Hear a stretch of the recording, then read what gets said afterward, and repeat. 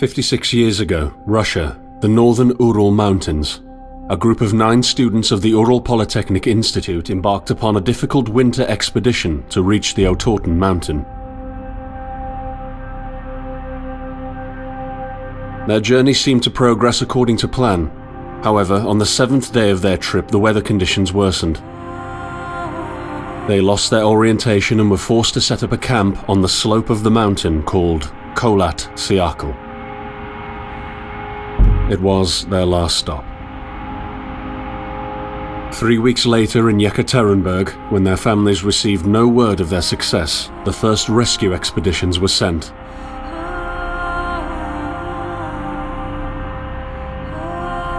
On February 25, 1959, an abandoned encampment was found.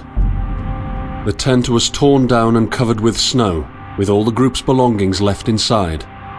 Further examination revealed it was cut from inside out. The surrounding footprints indicated the crew had fled the tent. They were barefooted. This suggests a frantic escape, characteristic of people scared out of their wits. 2 sets of prints led to a forested area down the slope. The rescue team found an improvised fireplace and 2 bodies. They were lying in but their underwear, with cuts and scratches to their limbs, suggesting they had tried to climb the tree in panic. What could terrify them so much? The next 3 bodies were found scattered a few hundred meters from the first discovery. One of them had suffered a fractured skull, this despite no evidence of a struggle.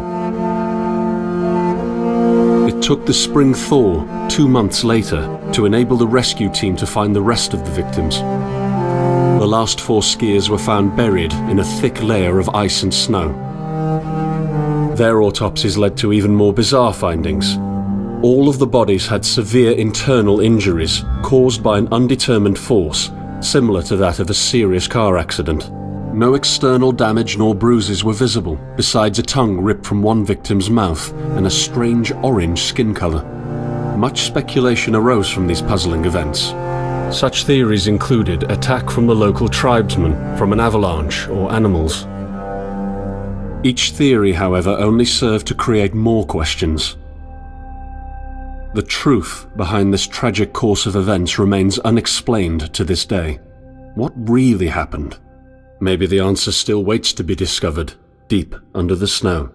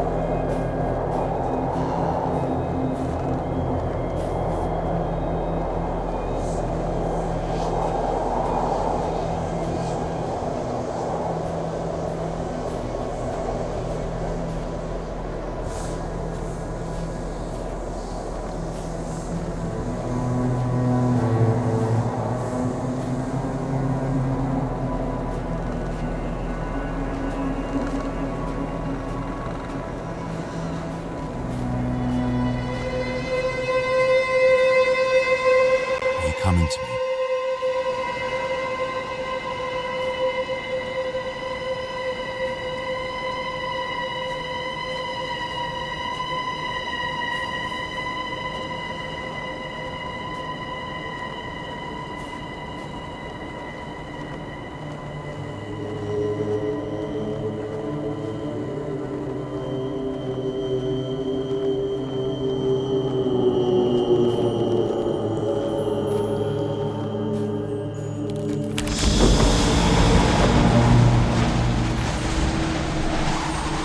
In the end, the only thing I saw was a flash, an insufferable burning light, the pain ripping apart my body. I felt it tearing out of my soul. After a while, I was nobody, nothing. The light went out and I vanished into overwhelming darkness. I welcomed the end with delight.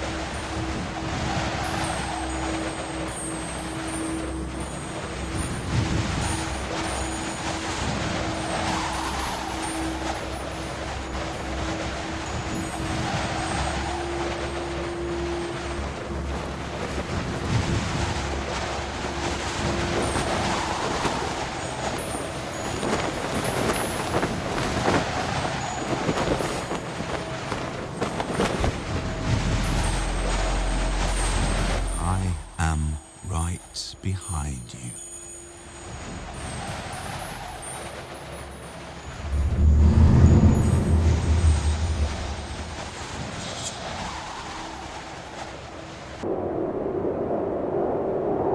Have you ever tried to hold on to your humanity when others convince you of being no more than a subject, an object, which they can bend to their will?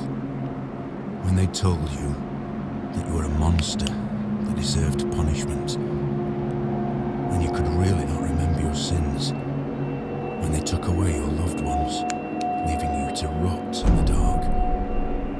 The problem is that in their darkness, you have never been alone.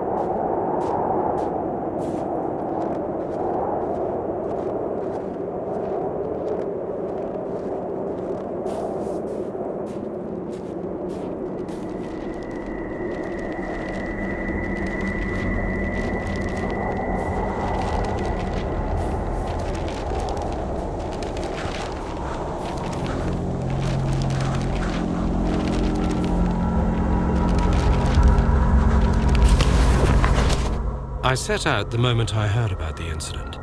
I was in the area, so I reported to the unit myself to be automatically assigned to the case. I arrived at Vishai on February the 19th, a couple of days before the Institute's rescue group. While waiting for them, I started asking around to see if anyone from among the locals knew anything about the incident. One of them said he had a hunting cabin in the search region and knew the area very well. I decided to use him as a guide. When the rescue team had finally arrived, I explained to them what the unit's role was in this mission and that all discoveries or observations should be brought to my attention before anyone else's. We established priorities, checked the equipment, and set off right away. It was not until February the 26th we found the tent that I believe belonged to the students. Initial findings show that the people in the tent cut its sidewall and for some reason tried to escape from it in panic. The tracks in the snow led to a forest 1.5 kilometers away. But the trail went cold after 500 meters and we had to carefully search the entire area. This was not a place of any average incident. We had shivers crawling all over our bodies because of the atmosphere surrounding us. I was convinced that something more than just an accident had occurred here.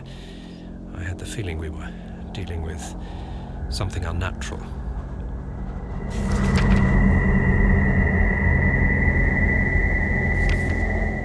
I set out the moment.